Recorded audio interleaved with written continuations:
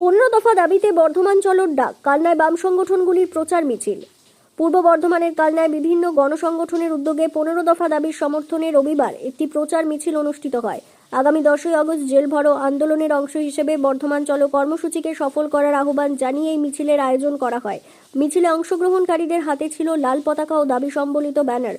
ব্যানারে শ্রমিক বিরোধী শ্রম কোড বাতিল, কৃষকদের উৎপাদিত ফসলের ন্যায্য মূল্য নিশ্চিত করা, কৃষি ঋণ মুকুব, মনরেগায় 200 দিনের কাজ ও দৈনিক 600 টাকা মজুরি, লাগাম ছাড়া দ্রব্যমূল্য বৃদ্ধি রোধ, সরকারি দপ্তরে শূন্য পদে স্থায়ী নিয়োগ এবং নারীর নিরাপত্তা ও সমানাধিকারের মতো একাধিক দাবি তুলে ধরা হয়। আয়োজকদের দাবি, সাধারণ মানুষ, শ্রমিক, কৃষক, ছাত্র, যুব ও মহিলাদের বিভিন্ন সমস্যার সমাধানের দাবিতেই এই আন্দোলনের ডাক দেওয়া হয়েছে। তাই আগামী 10ই আগস্টের বর্ধমান চলো কর্মসূচিকে সফল করতে সকল স্তরের মানুষের অংশগ্রহণের আহ্বান জানানো হয়।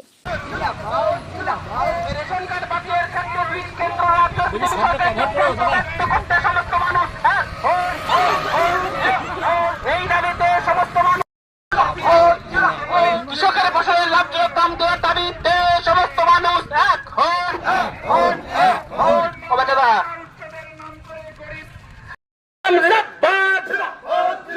এই পাটের দাম কুইন্টাল প্রতি ন্যূনতম 12,000 টাকা করার দাবিতে সিপিআইএম লড়ছে, লড়বে।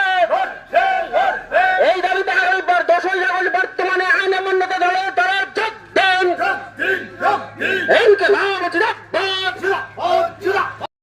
ফর্ম দিতে হবে অনলাইনে, অফলাইনে, আবার বাতিল, আবার পঞ্চায়েতে দাও, আবার ব্লকে দাও। নানান রকম ফতোয়া দিচ্ছে, প্রতিদিন একটা করে ফতোয়া। মন্ত্রীরা একরকম, মুখ্যমন্ত্রীরা একরকম। বন্ধুগণ, যারা টাকা পেয়েছেন টাকা ফেরত দিতে হবে, এইরকম ফতোয়াও চলছে। সব মহিলারা কোনো পাননি। আমাদের দাবি, প্রকৃত প্রাপক যারা তাদের সবাইকে দিতে হবে অন্নপূর্ণা যোজনার টাকা। একজনকেও বাতিল করা যাবে না। এ দাবি আমাদের আছে, আমাদের লাল ঝান্ডার দাবি আছে।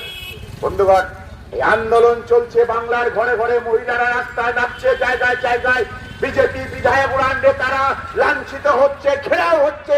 এই আন্দোলন চলবে, কারণ মানুষকে ধোঁকা দিয়ে বেশি দিন রাখা যাবে না।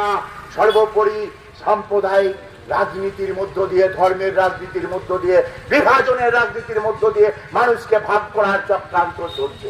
মন্দিরে মসজিদের ইস্যু হোক, সেখানে সাম্প্রদায়িক ইস্যু হোক, বিভিন্ন মুসলিম ইস্যু হোক, সেই ইস্যুগুলোকে সামনে নিয়ে এসে মানুষকে বিভ্রান্ত করে, মানুষকে ভাগ করে এরা গিয়ে চেষ্টা করছে আসল সমস্যাগুলোকে মানুষের মন থেকে মুছে দিতে, মানুষের হৃদয় থেকে মুছে দিতে। কেন জিনিসপত্রের দাম বাড়ছে, কেন আমার গরিব ছেলেটা এখনো কাজ পাচ্ছে না, কেন তার প্রকৃত মজুরি পাচ্ছে না, কেন শ্রমজীবী মানুষের স্বার্থ রক্ষা হচ্ছে না, কেন ফসলের দাম কৃষক পাচ্ছে না, কেন বেকার ছেলেরা কাজ পাচ্ছে না, এই কথাগুলো ভুলিয়ে দেওয়ার জন্য বিজেপি আজকে এই ধর্মের রাজনীতিকে আজকে নিয়ে এসছে, আমদানি করেছে।